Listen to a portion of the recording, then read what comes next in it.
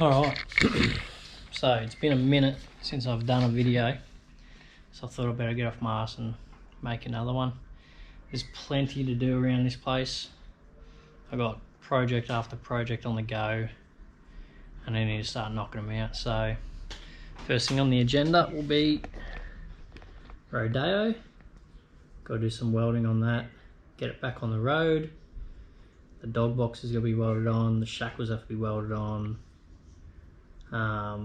We've got to make something for my water tank. Probably won't do that today because I really need to start driving that thing again.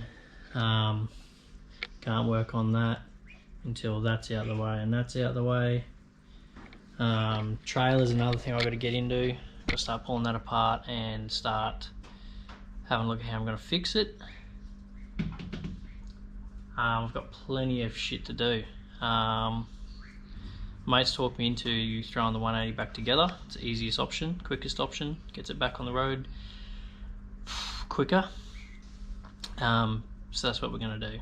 So I'm going to put the hot side back on it, flywheel, brand new clutch. Got an array of parts on this table.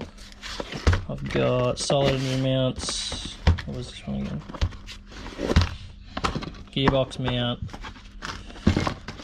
GK Tech, die-cast delete bar. Don't need that gasket. That was going to be for when we use that manifold, which we probably still down the track. That's a Sperry, and I've got Haltech dash, which I'm going to also put in.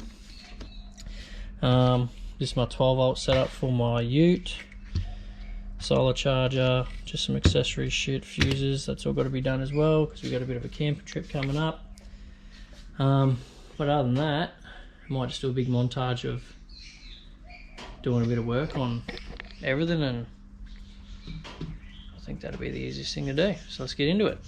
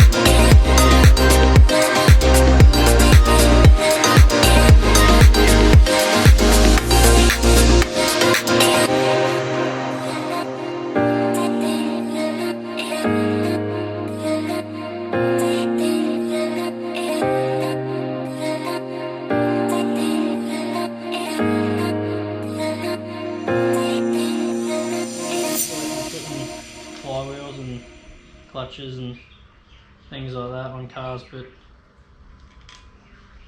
I don't think it's that hard. I'm not talking them down to spec or anything, I'm just hitting them with a rattle gun. Sure to be tight enough or too tight, I don't know. Sure to be fine. Done it in the past, never had any problems. If I'm doing it the wrong way, oh well. But I'm no mechanic, just make my shit work basically.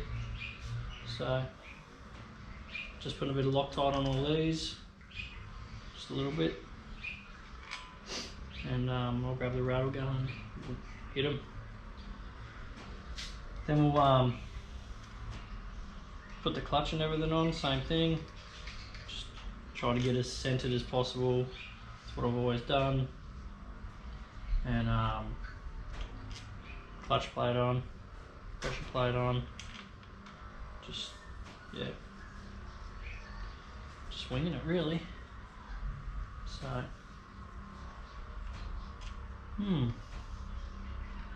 shit, that's a bit much. What's this one? Medium strength. So I should be able to get this back off if need be down the track. The clutch I got is a ceramic button clutch. I'm not sure what kind of torque specs it has. I mean, my car makes 250 horsepower. I can't even remember seeing what torque it was making, but I'm pretty sure that this clutch is going to easily take the 250 horsepower, seeing as the last one was only heavy duty and it had no dramas whatsoever. Yeah.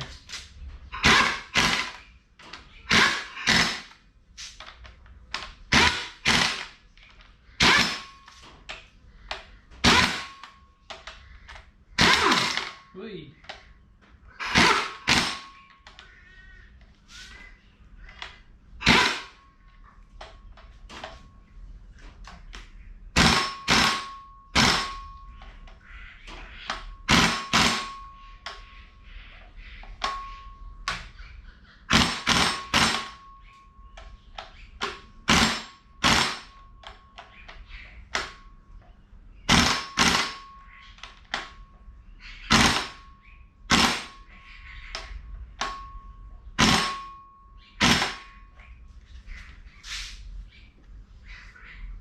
I am positive that is going to be tight enough, especially with the red locker on it.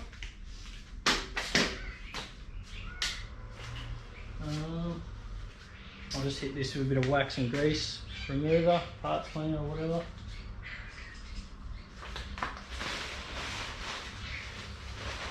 It's really showing a bit of surface rust. Got the flywheel machine at Oster in Caboolture there. I think they've done a few of them in the past for me. A couple over a decade. I mean, I don't build cars very often, so. But this one's already starting to show a bit of surface rust. It's been here for like, what, not even a week.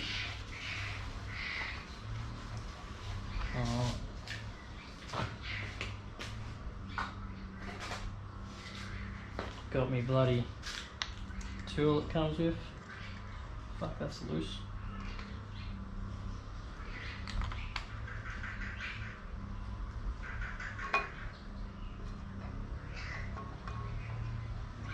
You gonna stay there? Of course you're not. Can't be that easy. Oh. Alrighty, I found that missing washer. Alright, so the clutch is on there. I haven't done it up yet. You can see there's a gap, so you got to do it up until the gap is closed. I'm just going to work my way around. I'll probably do the middle one fairly firm on each one, then do the outside ones on each fucking section, and then get around to them tight, and I'll just get them all about the same tightness by hand. I've probably got a torque bar. I've got a torque bar somewhere, torque wrench, but I don't need it, you know. Just winging it, so let's get into it.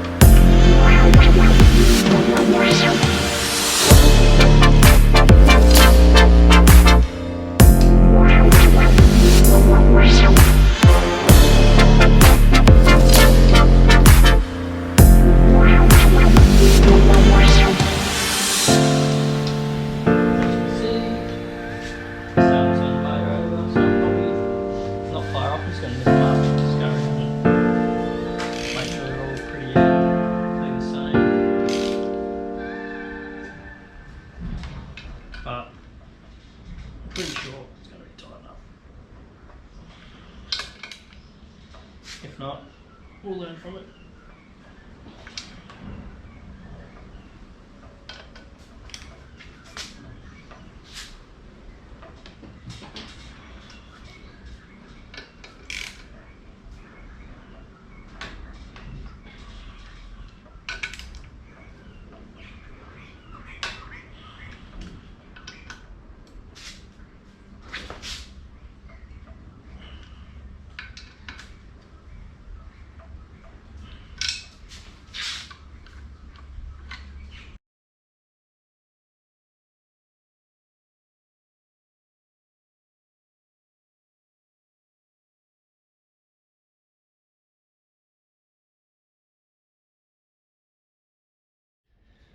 Righto, well there it is. That's how to put a clutch on an SR20 for a dodgy bastard like myself. It's an Exceedy one. The last one's an Exceedy one. It was in the car for like a decade. Never had a drama with it, except for once the car sat for a few years and the clutch like seized. I just started the car in first gear and give it a few rips and it just popped, and then drove it for like another 5-6 years, I think. So there was nothing wrong with the old clutch. I probably could have used it, but I thought, why it's out, I'll put a new one in anyway. And I think Exceedy's pretty good, so that's what we're going with. Can't wait to see how it goes. It's pretty much going to be an on-off clutch, I'm pretty sure, which I mean, I think for drifting's probably better anyway. So yeah, so now that's done, I've got to do some wiring on me on my ute, because the tail light's playing up, and then I can drive it again, pretty sure. I don't think there's anything else stopping me from driving it other than fixing the lights on the back of it. So I'll get into that now and leave this, and then once the ute's out the way and the tinny's out the way, then I can drop this down. Probably won't do it today, and then that means the next video will probably be mounting this back into the engine bay, along with solid engine mounts and that sort of crap. So figured I may as well go solid if it's a drift car. GK Tech ones, comes with all the hardware, washers, or they're rubber washers, fucking everything. And then got a solid mount for the gearbox as well, because she's full race car. And after I mount all that stuff back in, then I'll probably do the lock bar, and I'll probably put the other diff in, because the other diff is a 4.3, and that's going to be good because we're going to gain horsepower straight away from that. So yeah, other than that, I think that's about it for this video. So yeah, hope you enjoyed it. See you next time.